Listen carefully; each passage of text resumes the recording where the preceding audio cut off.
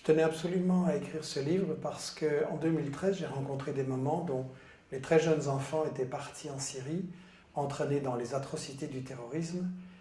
Et en juin 2013, j'ai proposé aux personnalités des 4 grands partis en Belgique de faire un débat sur le thème « Que pouvons-nous faire pour les empêcher de partir là-bas » Par une personne, aucun n'a voulu venir, apparemment ils s'en fichaient, ça m'a interpellé.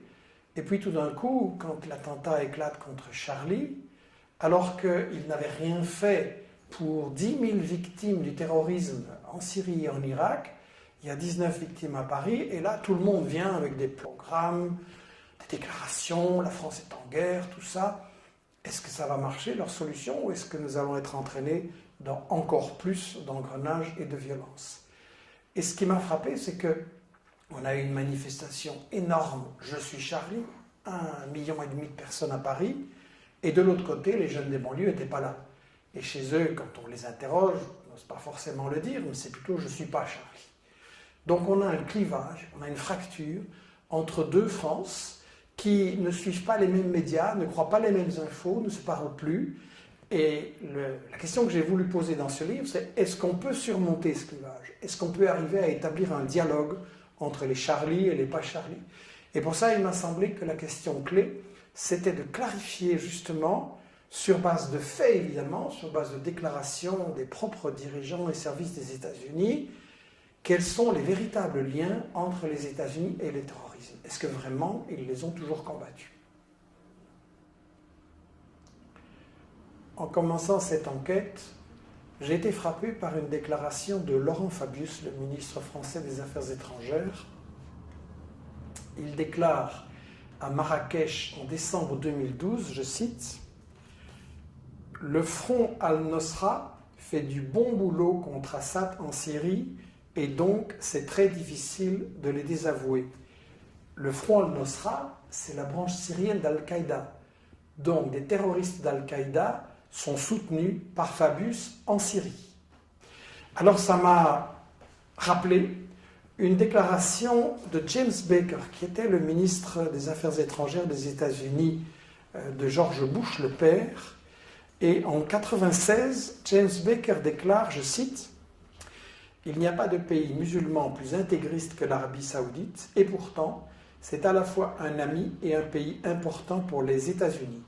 Nous ne devons nous opposer à l'intégrisme que dans la mesure exacte où nos intérêts nationaux l'exigent. » Ça veut dire que les États-Unis ont donc parfois combattu le terrorisme et parfois l'ont utilisé. Et c'est ça qu'il faut voir au travers des différentes guerres des 30 dernières années. Les relations entre États-Unis et terrorisme, ça commence, disons, en 1978.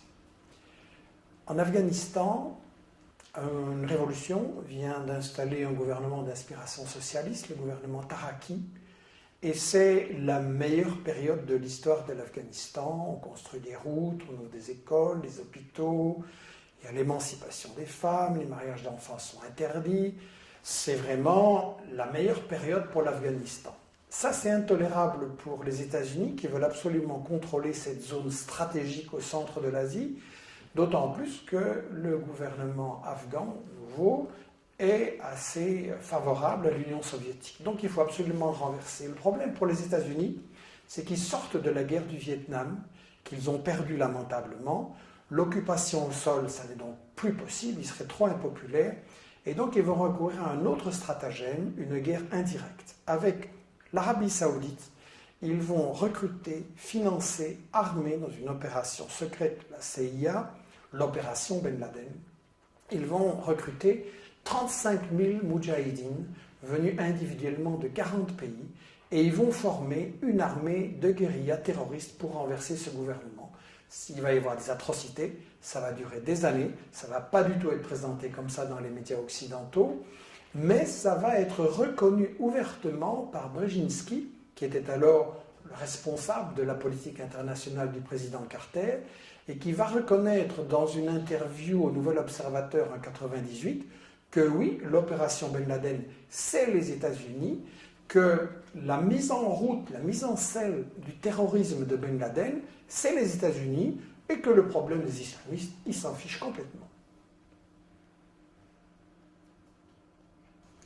La méthode qui a tellement bien marché en Afghanistan, les États-Unis vont la réutiliser contre la Yougoslavie, d'abord en Bosnie, 91-95, puis contre le Kosovo, 98-99, et ça va être dévoilé par Sibel Edmonds, qui après le 11 septembre a été engagée comme traductrice par le FBI, et qui va constater que, en fait, la CIA, le Pentagone, les affaires étrangères ont collaboré contre la Yougoslavie avec des terroristes d'Al-Qaïda de très haut niveau, et qui va le déclarer dans son témoignage, dans son livre Classified Woman.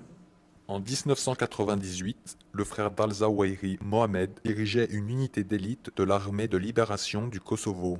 Et donc, au Kosovo, ça va donner lieu à un revirement diplomatique extrêmement rapide des États-Unis, dont le représentant officiel déclare en 98 « Je sais ce qu'est un terroriste lorsque j'en vois un, et je vous dis que ces gens de l'UCK sont des terroristes. » Et 4 mois plus tard à peine, les affaires étrangères déclarent officiellement exactement le contraire. L'opinion des États-Unis n'est pas que l'UCK est terroriste.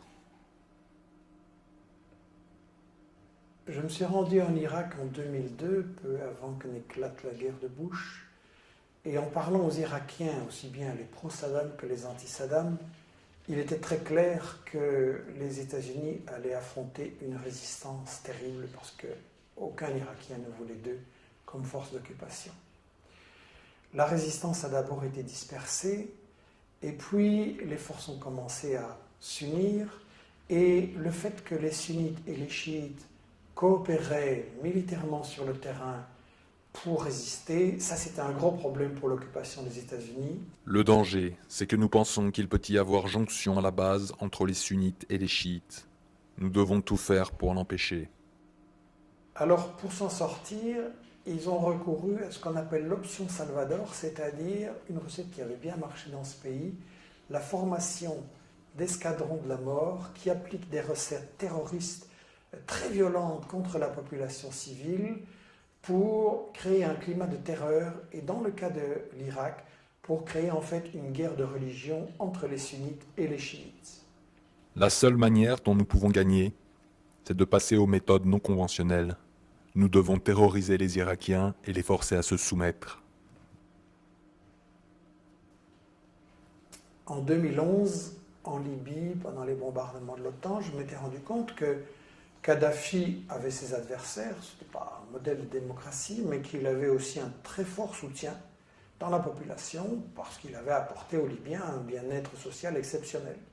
Donc malgré les médias mensonges de l'époque qui unissaient aussi bien l'OTAN, Al Jazeera, BHL et les médias occidentaux, malgré ces médias mensonges grossiers, le problème qui se posait à Obama, c'était comment briser le soutien d'une grande partie de la population pour renverser Kadhafi. Il ne voulait absolument pas débarquer ses troupes au sol. L'expérience de Bush en Irak, en Afghanistan avait montré que ça ne marchait pas. Donc il fallait trouver des troupes sur place. Il n'y en avait pas beaucoup. Les seuls qui existaient, c'était les terroristes libyens, la section libyenne d'Al-Qaïda. Et donc on a eu un renversement d'opinion absolument ahurissant, avec en 2007 des sources officielles des États-Unis qui déclarent que ce sont des terroristes. La région de Benghazi à Tobrouk représente une des plus grandes concentrations de terroristes au monde. Et puis en 2011, les sources officielles des États-Unis qui disent que non, ce n'est pas des terroristes, c'est des combattants pour la démocratie.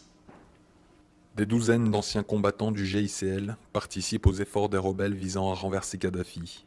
Ils le font à titre personnel, pas comme groupe constitué. Après la Libye, comme nous l'avions prévu, les armes ont été exportées, et les terroristes avec, vers des pays africains, pas n'importe quels, bien entendu. C'est frappant de voir que les terroristes interviennent toujours là où il y a des ressources naturelles importantes. Et donc on a eu leur intervention au Mali, or, argent, pétrole, uranium, au Niger, uranium, énorme ressource, Puis au Nigeria, le principal producteur de pétrole en Afrique, très important pour les États-Unis, un pays qui pourrait devenir un leader si l'Afrique arrive à s'émanciper, un pays qui de temps en temps regarde un peu vers la Chine. Donc les États-Unis veulent absolument conserver le contrôle. Nigeria, c'est un pays puissant. Et donc là, va s'appliquer la méthode de Brzezinski en Afrique de faire éclater les États trop importants en une série de micro-nationalités. Et donc là, le fait de dresser les chrétiens et les musulmans les uns contre les autres et de rendre le pays ingérable, c'est exactement la stratégie qui correspond aux intérêts des États-Unis. Alors c'est intéressant de savoir que Boko Haram a été financé par des fondations de Grande-Bretagne et d'Arabie Saoudite. On retrouve l'Arabie Saoudite constamment derrière le financement des terroristes qui servent les intérêts des États-Unis. La guerre contre la Syrie n'a pas commencé en 2011, mais au moins en 2009. L'ex-ministre français des Affaires étrangères, Roland Dumas, a confié qu'il avait reçu des propositions des Britanniques disant on va attaquer la Syrie en 2009, donc il avait refusé. Et en fait, ça commence plus tôt. Dès 2007, ça se prépare au Liban, où Bandar Sultan, un grand ami de Bush, au point qu'il va être surnommé Bandar Bush, va financer des milices terroristes extrémistes au Liban d'abord et puis en Syrie.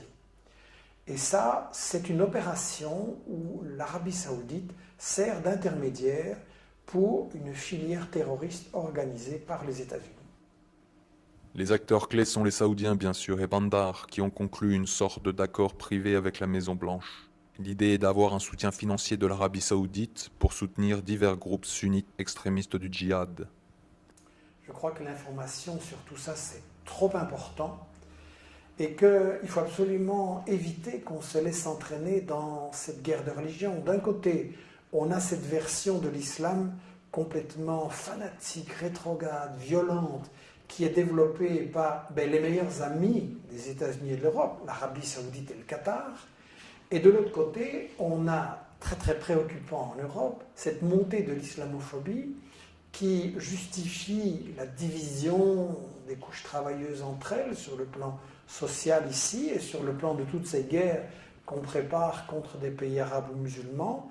Il est vraiment fondamental de rétablir un dialogue entre les Charlie et les pas Charlie. La véritable liberté d'expression, je pense, c'est de pouvoir parler ensemble et débattre sans tabou sur les intérêts cachés et les stratégies cachées de ceux qui prétendent dominer le monde.